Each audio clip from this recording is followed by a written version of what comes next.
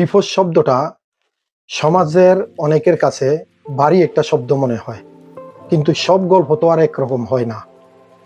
সমাজের অনেকে দেখবেন বলবে মানিয়ে নিতে হবে, মানিয়ে চলতে হবে, কিন্তু যেখানে প্রতিনিয়ত সবসময় অপমান সহ্য করতে হয়, সেখানে মানিয়ে নেওয়া সবসময় কিন্তু সঠিক সিদ্ধান্ত নয়।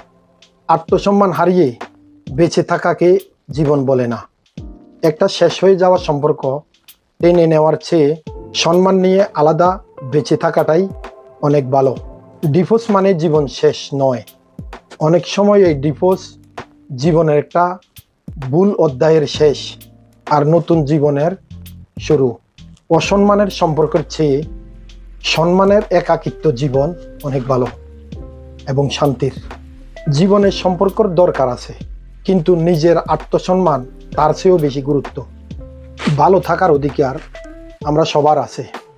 কেউ এমন কষ্টে বেঁচে থাকুক যেখানে মানুষের হাসিটাও অভিনয় হয়ে যায়, এটা কখনো প্রাপ্য নয়।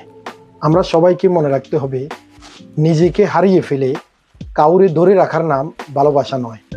নিজেকে বাঁচিয়ে রাখা, নিজের শান্তি খুঁজে নেওয়া, এটাই আসল শক্তি, এটাই আসল জীবন।